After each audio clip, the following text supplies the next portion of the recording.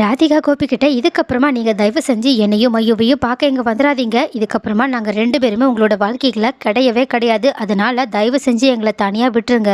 எல்லாத்துக்கும் மேல இதுக்கப்புறமா உங்களுக்கு எனக்கும் எந்த சம்பந்தமும் இல்ல. நீங்க உங்களோட வாழ்க்கைய உங்களுக்கு பிடிச்ச இடத்துல சந்தோஷமா வாழுங்க. என்னையும் மையுவையும் இதுக்கப்புறமா டிஸ்டர்ப் பண்ணாதீங்க. நாங்களும் உங்களை டிஸ்டர்ப் பண்ண மாட்டோம்னு சொல்லிட்டு ஒரேடியா கோபிய பிரிஞ்சு போற மாதிரி பேச, உடனே இதை கேட்டுட்டு கோபி மனசொடைஞ்சு போய் ராதிகா கிட்ட மறுபடியும் கெஞ்ச ஆரம்பிக்க, ஆனா ராதிகாவோ கோபியோட பேச்ச காதல கூட வாங்காம உடனடியாக அவங்க அங்கிருந்து கோபியை அவாய்ட் பண்ணிட்டு கிளம்பி போக, அப்ப இதை பார்த்துட்டு கோபி இதுக்கப்புறமா ராதிகா கிட்ட நம்ம என்ன பேசினாலும் நம்மளை பத்தி எதுவுமே அவளுக்கு புரிய வைக்கவே முடியாதுன்னு சொல்லிட்டு நினைச்சு பார்த்துட்டு உடனடியா பாருக்கு போயிட்டு இதை நினைச்சு ஃபீல் பண்ணிக்கிட்டு அவங்களோட ஃப்ரெண்டு கிட்ட ராதிகா என்னை விட்டுட்டு போயிட்டாடான்னு சொல்லிட்டு புலம்புனது மட்டும் இல்லாம என்னமோ அவங்க தான் தன்னை ஏமாத்திட்டு போன மாதிரி எல்லாம் பேசிக்கிட்டு அழுதுகிட்டே இருக்க. ஆனா அவங்களோட ஃப்ரெண்டோ கோபிக்கு இப்போ என்ன விஷயம்னு சொல்லிட்டுலாம் புரிய வைக்க முடியாது. முதல்ல அவனை வீட்டுல போய் கொண்டு விடுவோம்னு சொல்லிட்டு அவங்கள வீட்டுக்கு கூட்டிட்டு போயிட்டு அவங்களோட அம்மா கிட்ட நல்லா பாத்துக்கோங்கன்னு சொல்லிட்டு அவங்க மேல இருக்க அக்கறையால அவங்க கிட்ட நல்லா பேசிட்டு அங்கிருந்து கிளம்பி போக, ஆனா இப்போ கோபியை இந்த நிலைமையில பாக்குற ஈஸ்வரியும் ரொம்பவே வருத்தத்தோட,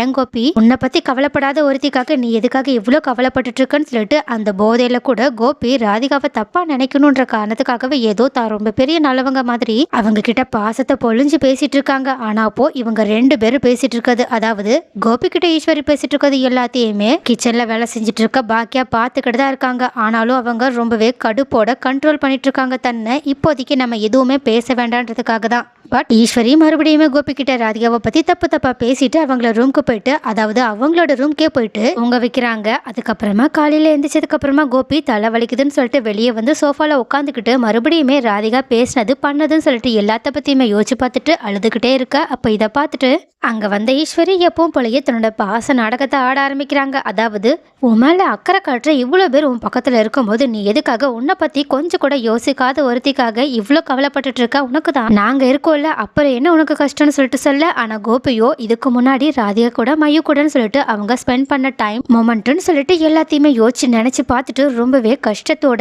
இந்த மாதிரி ராதிகா பண்ணுவான்னு நான் கனவுல கூட நினைச்சு பார்க்கலாமா? ஏன் அவ என்னை பத்தி கொஞ்சம் கூட யோசிக்காம போயிட்டான்னு மறுபடியுமே ஒரு தப்பான ஆளுகிட்ட ராதிகாவை பத்தி புலம்பிக்கிட்டு இருக்க. ஆனா ஈஸ்வரி மறுபடியும் ராதிகாவை எப்பவும் போல தப்பா பேசிக்கிட்டே இருக்காங்க. ஆனா இதை கொஞ்ச நேரத்திலேயே பொறுத்துக்கவே முடியாத பாக்கியாவும் ரொம்பவே கடுப்போட அங்க வந்து நின்னது மட்டும் இல்லாம அழுதுட்டு இருக்க கோபி கிட்ட, சரி கோபி அதான் உங்களுக்கு 10 நாள் இல்ல 11 நாளே உங்களுக்கு டைம் கொடுத்துட்டல, சோ எப்போ நீங்க இந்த வீட்டை விட்டு காலி பண்றீங்கன்னு கேட்க, இதை கேட்டுட்டு அதிர்ச்சியில கோபி எந்திரிச்சு நிக்க. அதே மாதிரி ஈஸ்வரியும் ஷாக் ஆனது மட்டும் இல்லாம பாக்கியா கிட்ட, ஏ பாக்கியா நீ என்ன பேசிட்டு இருக்க? அதுதான் ராதிகாவும் மையுவும் இந்த வீட்டை விட்டு கிளம்பி போயிட்டாங்கல்ல, அப்புறம் எதுக்காக நீ என் பையனை இந்த வீட்டை விட்டு போக சொல்றேன்னு கேட்க. ஆனா பாக்கியாவோ ரொம்பவே தெளிவா, அத்தை நீங்க தான் புரியாம பேசிட்டு இருக்கீங்கன்னு நினைக்கிறேன். ராதிகாவும் மையுவும் இவங்களோட லைஃபை விட்டும் இவங்களை விட்டு போனதுக்கான காரணம் என்னன்றது எனக்கே நல்லா புரியுது. பட் நான் அதை பத்தி இப்ப பேச விரும்பல. இது இவங்க 2 பேருக்கும் நடுவில் இருக்க குடும்ப பிரச்சனை. அவங்க 2 பேரும் சேர்ந்து இருக்கதோ பிரிஞ்சு இருக்கதோ அது அவங்களோட இஷ்டம். ஆனா அதை எதுக்காக என்னோட வீட்டுல வச்சு பண்ணணும்? அதே மாதிரி ராதிகாவும் மையுவும் ரொம்பவே டீசெண்டா அவங்க சொன்ன 10 நாள்ல இந்த வீட்டை விட்டு என்கிட்ட சொன்ன மாதிரியே காலி பண்ணி போயிட்டாங்க. ஆனா இந்த ஆள் மட்டும் எதுக்காக இங்க உட்கார்ந்து இருக்கணும்? ஏன்னா இந்த ஆளுக்கும் இந்த வீட்டுக்கும் என்ன சம்பந்தம் இருக்குன்னு சொல்லிட்டு கேட்க. ஆனா இதை கேட்ட ஈஸ்வரி ரொம்பவே கோபத்தோட, இங்க பாரு பாக்கியா, இவன் என் பையன், உன்னோட பசங்களுக்கு அப்பான்னு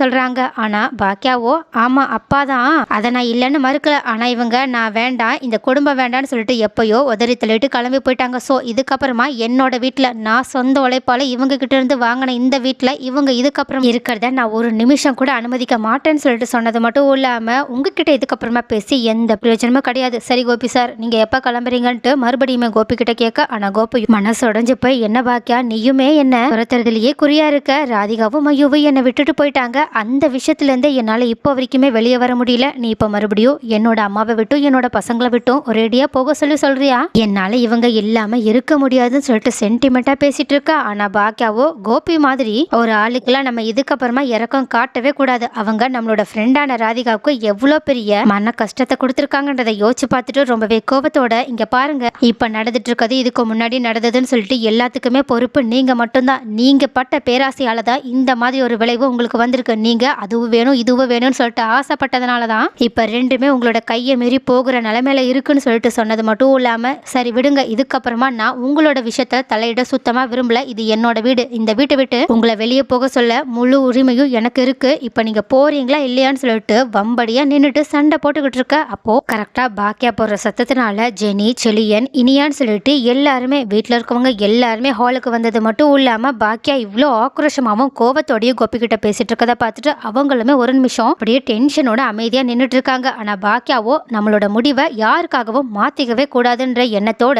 நின்னு சண்டை போட்டுட்டு இருக்கதை பார்த்த ஈஸ்வரி ரொம்பவே கோபத்தோட, இங்க பாரு பாக்கியா, நீ சொல்ற மாதிரி இது உன் வீடாவே இருக்கலாம், ஆனா இந்த வீட்டுல என்னோட பசங்களுக்கு உரிமை இருக்குல்ல, என் பசங்களோட விருப்பப்படி வேணா இந்த கோபி இந்த வீட்டுல இருந்துட்டு போகலாம்னு வேற ஒரு திட்டத்தோட பாக்கியா கிட்ட பேச, ஆனா பாக்கியாவோ ஈஸ்வரியோட திட்டத்தை புரிஞ்சுக்கிட்டு ரொம்பவே கோபத்தோட, நீங்க என்ன எப்படினாலும் எமோஷனலா எப்பனாலும் பிளாக்மெயில் பண்ணிடலான்றத நல்லா தெரிஞ்சு வச்சுக்கிட்டு தானே இப்படி பேசிட்டு இருக்கீங்க, ஆனா இதுக்கப்புறம் நீங்க ஆடுற இந்த ஆட்டத்துக்குலாம் நான் ஒத்துழைக்க போறதே கிடையாதுன்னு சொன்னது மட்டும் இல்லாம, இங்க பாருங்க, இதுக்கு மேலேயே நான் ஒரு தடவை கூட உங்ககிட்ட சொல்ல மாட்டேன், நீங்களாவே வெளியே கிளம்பி போயிடுங்க, அப்படி இல்ல நானே உங்களை கழுத்தை பிடிச்சு வெளியே தள்ள வேண்டியது இருக்குன்னு சொல்ல அப்போ கரெக்டா பக்கத்துல அந்த இனியாவும், அம்மா என்னம்மா பேசிட்டு இருக்க, அப்பா கிட்ட ஏமா இப்படி பேசுற, அப்பா இதுக்கப்புறமாவது என் கூட இருப்பாங்கன்னு நான் எவ்வளவு ஆசைப்பட்ட தெரியுமா, நீ அந்த ஆசையில எல்லாத்தையுமே மண்ணள்ளி கொட்டிட்டு இருக்கமான்னு பேச ஆரம்பிக்க, ஆனா இதை கேட்ட பாக்கியா ரொம்பவே கோவத்தோட, நீ போது நிறுத்து, இதுக்கு மேல ஒரு வார்த்தை நீ பேசின உன் கண்ணம் பழுத்துருன்னு சொல்லிட்டு கரெக்டா பேச வந்த செலியனோட வாயை அடைக்கிற மாதிரி உனக்கும் சேர்த்துதான் சொல்றேன்னு சொல்லிட்டு கோவத்துல கத்த ஆரம்பிக்க, உடனே ஜெனியும் செலியன் கிட்ட, இங்க பாரு செலியா, நீ இப்ப மட்டும் ஏதாவது பேசுன அப்புறம் நான் என்ன பண்ணுவேன்னு எனக்கே தெரியாதுன்னு சொல்லிட்டு அவங்களுமே செலியனை மிரட்ட, உடனே எப்பவும் போல செலியன் பயத்துல அமைதியா நின்னுறாங்க. ஆனா இதை பார்த்துட்டு இருக்க ஈஸ்வரியும், இங்க பாரு பாக்கியா,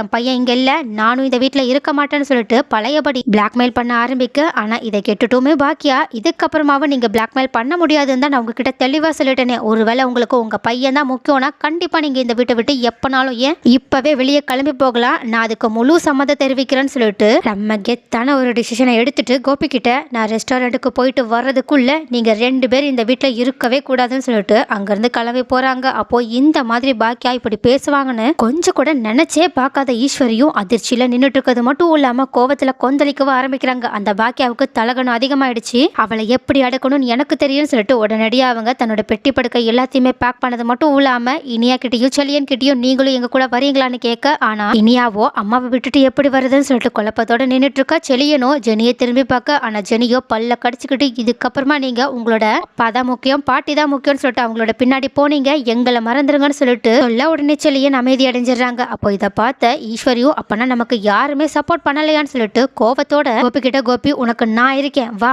நம்ம 2 பேரும் எங்கேயாவது போய் பழச்சிக்கலாம்னு சொல்லிட்டு அவங்களோட பெட்டி படுக்கையுமே பேக் பண்ணிட்டு இருக்கா. ஆனா கோபியும் பாக்கியா அவங்க கிட்ட பேசினது, ராதிகா அவங்க கிட்ட பேசினதுன்னு சொல்லிட்டு எல்லாத்தையுமே யோசிச்சு பார்த்துட்டு ஒரு நிமிஷம் ஃபுல் சைலண்ட் ஆனது மட்டும் இல்லாம ஈஸ்வரி கிட்ட, ஒரு நிமிஷமா நான் இப்போ ஒரு விஷயத்த நல்லா கிளியரா புரிஞ்சுக்கிட்டேமா, 2 பேரும் என்கிட்ட அதை தான் புரிய வைக்கணும்னு சொல்லிட்டு ரொம்ப நாளா ட்ரை பண்ணிட்டு இருந்தாங்கன்னு நினைக்கிறேன், ஆனா இந்த மரமடைக்கு இப்பதான் புரிய வந்துச்சு, நீங்க என் கூட எங்கேயுமே வர தேவையில்லை, என்னோட சந்தோஷம் எங்க இருக்குன்றதை நான் புரிஞ்சுக்கிட்டேன்னு சொல்லிட்டு உடனடியாக அவங்களோட பெட்டியை மட்டும் எடுத்துட்டு அவங்க அங்கிருந்து கிளம்பி போக, அப்ப இதை பார்த்துட்டு அதிர்ச்சி அடைஞ்ச ஈஸ்வரியும் கண் கலங்கிக்கிட்டே கோபி என்னை விட்டுட்டு போறியா, எனக்கு கொடுத்த சத்தியத்தை நீ மீற போறியான்னு கேட்க, ஆனா கோபியோ, அம்மா நான் இவ்வளோ நாளா உங்களுக்கு கொடுத்த சத்தியத்தை மீறக்கூடாதுன்றதுக்காக தான் இந்த மாதிரி எல்லாம் பண்ணிட்டு இருந்தேன், ஆனா இப்போ நான் ஒரு விஷயத்த நல்லா புரிஞ்சுக்கிட்டேன், உங்களுக்காக நினைச்சேனே தவிர நான் ஏற்கனவே சத்தியம் பண்ணி கல்யாணம் பண்ணிக்கிட்ட ராதிகாக்காக கொஞ்சம் கூட யோசிக்காம இருந்திருக்கேன், அதனாலதான் எனக்கு இந்த மாதிரி ஒரு நிலைமை வந்திருக்கு, ஸோ நான் இதுக்கப்புறமாவும் அந்த மிஸ்டேக்கை பண்ணக்கூடாதுன்னு நினைக்கிறேன், இதுக்கப்புறமா நான் ராதிகாக்கும் மயுக்கும் பண்ண வேண்டிய கடமைகளை செய்யணும்னு ஆசைப்படுறேன், என்னோட சந்தோஷமா அங்கதான் இருக்குன்னு நினைக்கிறேன்னு